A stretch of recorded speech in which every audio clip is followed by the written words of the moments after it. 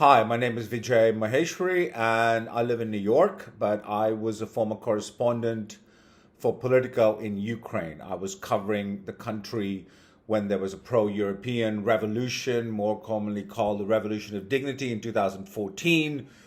And the pro Russian president at the time, Viktor Yanukovych, fled to Russia, and there were new elections held, and there was a pro European government. I was on the ground in Ukraine, a big supporter of their support for independence. But now I'm against this war. I'm against the way it's being portrayed in the Western media and by the White House. And there are just so many things that are wrong with this war that I wanted to make a short video explaining my position. This is the first of many that'll happen over the course of as long as the war goes on. The first reason I'm against the war is being portrayed as a war between democracy and fascism. Sure, can all agree that Putin's regime is an authoritarian regime, but Zelensky has been shut down 11 opposition parties. He's cracked down on the church. He's arrested dissidents. He's postponed elections.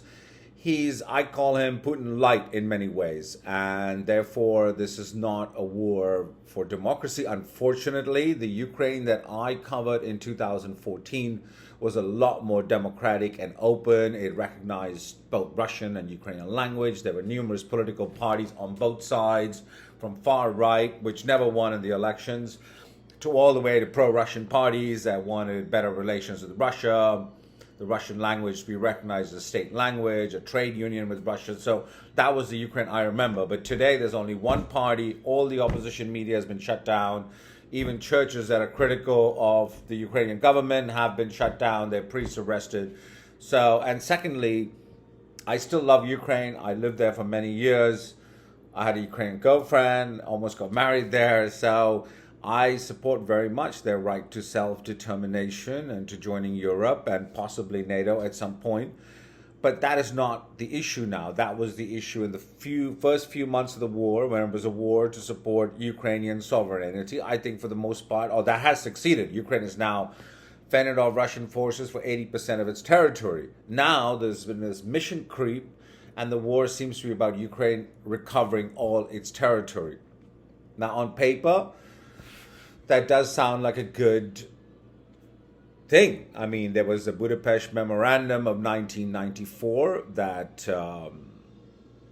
gave Ukraine, that was signed by the United States, Russia, Germany, and that recognized Ukraine's present borders and affirmed commitment to protecting them. So on paper, all this is brilliant, and the U.S. would be, in that case, right to help Ukraine recover its territory. There's only one problem, and that's that Ukraine has changed its laws since that memorandum was signed. When the memorandum was signed, Russia was an official language. Now Ukraine is a country where Russia is not recognized as a language, even though a majority of citizens in the biggest cities, except for Lviv, speak Russian. That language is basically almost banned. Russian books are banned. Russian music is banned. So joining Ukraine as a Russian speaker today, unfortunately, again, means being a second-class citizen. It would be like being maybe speaking Spanish in America 50 years ago, when you would be discriminated against. And that's a huge issue. And I think by acknowledging it doesn't mean you're pro-Putin. You're just acknowledging the rights of a minority, as you would in America or in any country in the world. And the people in the Donbass I've been there many times. I ran a business earlier that did work with there, so I've been there 10, 15 times and in the past, and they speak Russian, and they're proud of their identity and their links with Russia, and they wouldn't want to be subsumed today in a sort of a monolinguistic, monocultural country that Ukraine has become. And so taking back those territories would be like helping China take back Taiwan. These are separatist territories that have no desire to be a part of Ukraine as it is defined today. Not a multicultural, multilingual nation, but it has become a mono-ethnic, monocultural, everything sort of opposed to what the United States should stand for. And therefore, I think that's sheer madness for them to be given weapons to take territories back and essentially do a cultural genocide of their own. What Putin has done in Ukraine is wrong. I'm against it. but I don't think two wrongs make a right. I don't think it's right now for Ukraine to go to those territories and force those people to give up their language and their culture and their church and basically become these sort of new people to fit into their idea of what Ukraine is today.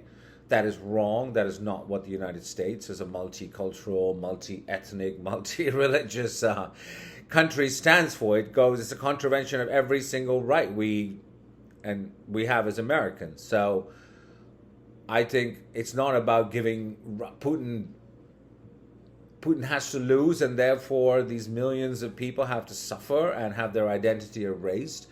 And just with anything, I mean, sleep is good, but if you sleep 20 hours a day, it's bad. Eating is great, but if you eat 10 meals a day, you're going to die. And the same with Ukraine. Giving Ukraine sovereignty is a wonderful thing, but forcing them to then oppress the few Ukrainians in the East who are against their idea of what Ukraine is today is wrong. It's too much.